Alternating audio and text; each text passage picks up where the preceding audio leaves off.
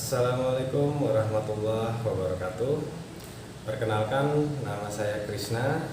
Saya founder dari Putra Bekasi, Pusat Training Terapis Bekasi. Pada kali ini saya akan memberikan tutorial cara gurah menggunakan media TMS, tetes munjung sembuh.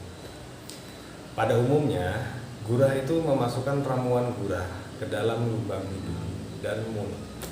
Namun uniknya, cara gurah menggunakan ramuan TMS ini cukup teteskan satu tetes saja di bagian kelopak mata kanan maupun kiri dalam keadaan tertutup. Dan setelah ramuannya turun ke lipatan kelopak mata atas maupun bawah di sebelah sini, pasien akan merasakan pedih. Dan dalam beberapa menit setelah matanya merasakan pedih, lendir-lendir dari area saluran pernapasan dari hidung, tenggorokan, paru-paru sampai ke lambung semuanya keluar. Dan dari area mata pun kotoran-kotoran yang ada di area mata pun semuanya keluar. Oke. Sebelum saya mempraktekkan cara gurah menggunakan media TMS, terlebih dahulu saya akan menjelaskan manfaat gurah dan hal-hal yang dilarang saat prosesi gurah berlangsung, agar proses gurahnya berjalan maksimal dan setelah gurahnya pun hasilnya maksimal, tidak ada efek samping. Oke, sekarang saya jelaskan dulu manfaat dari gurah. Manfaat gurah itu yang utama adalah membersihkan kotoran-kotoran lendir yang menempel di area saluran pernapasan. Beberapa penyakit yang bisa diobati dengan cara gurah itu adalah sinus, polip, amandel, lalu asam lambung, paru-paru basah, TBC, bronkitis, apalagi seperti batuk kering maupun basah dan lain sebagainya. Ya. Oke, itu adalah beberapa macam penyakit yang bisa diatasi oleh gurah. Sekarang saya lanjutkan untuk larangan apa saja ketika sedang prosesi gurah agar terhindar dari efek samping seperti radang tenggorokan, sakit kepala, telinga berdengung, pegal di area leher belakang. Oke, yang pertama, hal yang dilarang ketika prosesi gurah itu adalah tidak boleh menarik dan hembuskan napas melalui hidung. Tujuannya agar kotoran yang ada di area hidung seperti sinus dan polip itu tidak terganggu. Jadi biarkan saja kotoran-kotoran yang ada di area hidung, di area sini ya, seperti polip dan sinus itu bisa keluar secara lancar. Biarkan saja dia keluar, jangan sampai ada pernapasan. Ketika lendir itu keluar melalui hidung, namun ada penapasan melalui hidung, dia akan ketarik lagi dan akan terganggu. Ya. Oke, yang kedua itu hindari meludah. Tujuannya agar lendir yang keluar melalui mulut itu tidak terputus. Yang ketiga, hindari meriak seperti ini ya. Itu tidak boleh. Ya. Itu bisa berakibat radang tenggorokan, ya, mata merah, leher menjadi tegang. Yang keempat, kepala tidak boleh terlalu menunduk seperti ini. Tidak boleh seperti ini ya. Cukup hanya dimiringkan aja sedikit sekitar 60 derajat seperti ini. Tujuannya itu agar leher bagian belakang tidak tegang, ya, tidak pegal setelahnya dan terhindar dari yang namanya sulit nengok ya, sulit nengok ke kanan maupun ke kiri, ke atas maupun ke bawah, itu nanti hasilnya biar tidak ada sakit di bagian area leher ya. Dan yang kelima, yang terakhir, jika gurah dilakukan dengan posisi tengkorak, dada jangan sampai tertekan langsung oleh lantai ya, atau keramik ataupun ubinnya. Jadi andaikan nanti dilakukan dengan cara tiduran rebahan tengkorak, ini jaga area dadanya itu diganjal dengan menggunakan bantal ya. Tujuannya supaya setelah gurah selesai nanti tidak akan ada yang namanya efek samping sesak nafas maupun sakit di area dada. Oke, itu saja beberapa hal yang harus saya jelaskan sebelum saya mempraktekkan cara gurah menggunakan media TMS ini. Oke, sekarang kita lanjut untuk cara praktek gurah menggunakan media TMS. Oke, saksikan video ini. Oke teman-teman, sekarang saya mau memberikan tutorial cara gurah menggunakan TMS. Apa saja yang harus disiapkan? Yang pertama, wadah ya untuk menampung lendir atau kotorannya, bisa juga plastik ya, bebas ya, yang penting ada wadah untuk menampung lendir.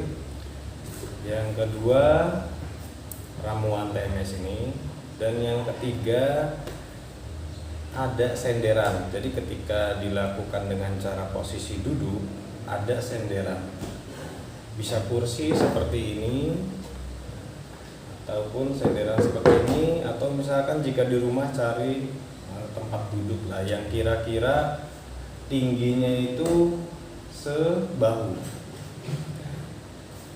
tingginya sebahu seperti ini. Sebelum kita melakukan prosesi gurah, yang harus kita perhatikan itu adalah pasien ini benar-benar harus dalam keadaan fit.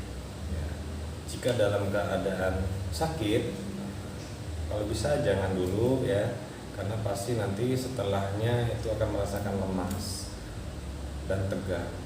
Terus ada juga yang masih takut digurah, ya, takut nggak kuat merasakan pedihnya ataupun nggak mau merasakan efek samping ketika gurah.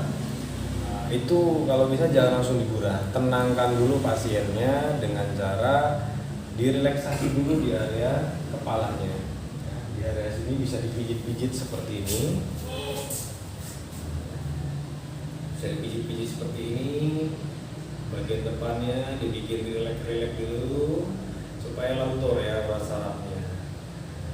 Nah, setelah direlaksasi seperti ini, baru pasien kita gurah ya.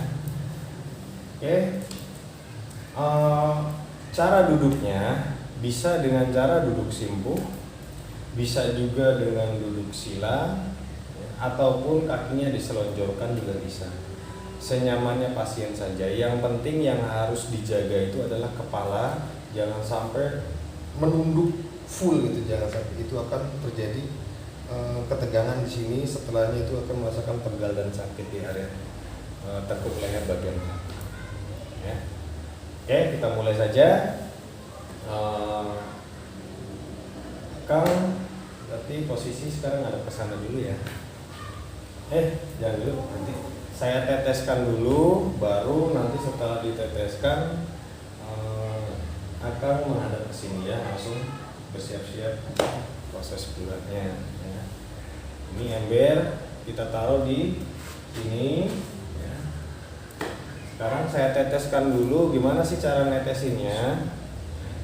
Cara meneteskannya, posisi kepala pasien itu harus ditenggakkan dulu ke atas sedikit. Setelah itu matanya disuruh dipejamkan dulu.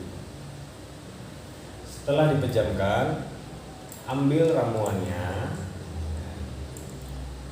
teteskan hanya satu tetes saja di bagian kanan, satu tetes, dan bagian kiri satu tetes seperti ini.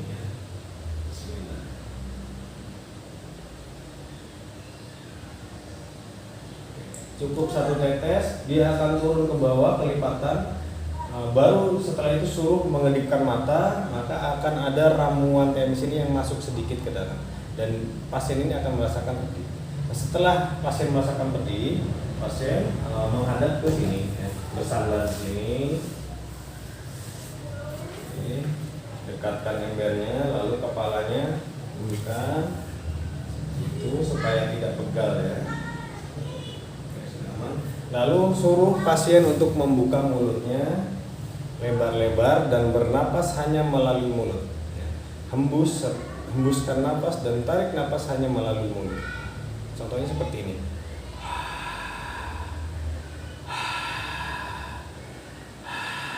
Dan jika nanti ada rasa mual atau ingin muntah atau ingin batuk, supaya terhindar dari rasa sakit di area dada, akali dengan cara napasnya diperbesar seperti ini. Nah, itu akan menghindari batuknya semakin menjadi. Jadi setelah diakali dengan napas seperti itu, rasa gatal itu akan menghilang dengan sendirinya. Ya, seperti itu. Oke, ini lendirnya sudah mulai mau keluar ya. Saksikan.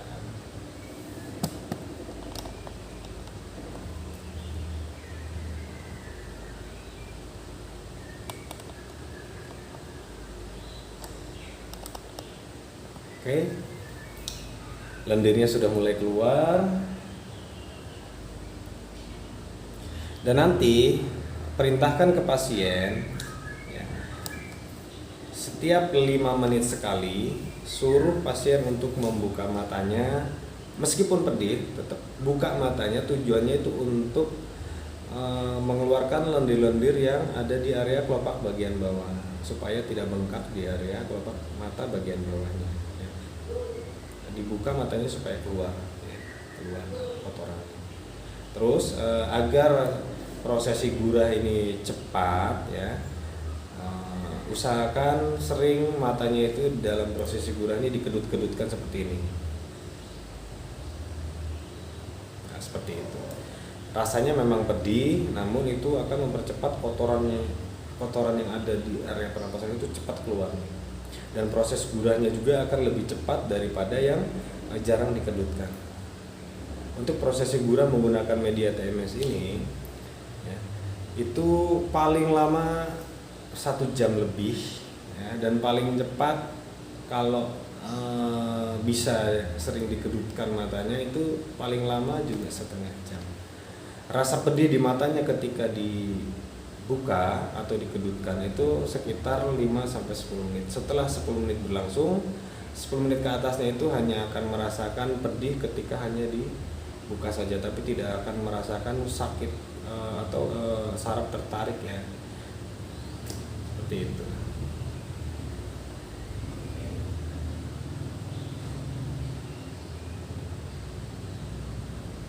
Lendirnya sudah semakin banyak yang keluar.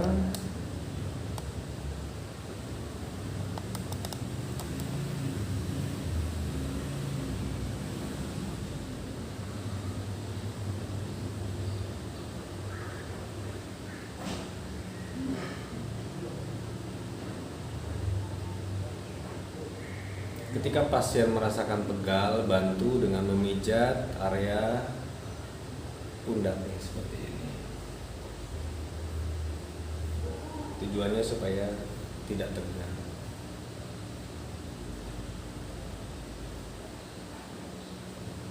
Jika ada asam lambung, biasanya ketika dipijat di area leher ini, dia akan merasakan ingin muntah. Jika asam lambungnya parah, biasanya akan keluar lendir-lendir itu berwarna kuning ataupun putih kental seperti susu yang sudah basi. Bisa juga diusap-usap seperti ini bisa. Usap-usap seperti ini itu bisa mengeluarkan angin ya, angin-angin yang ada di lambung, paru-paru maupun jantung.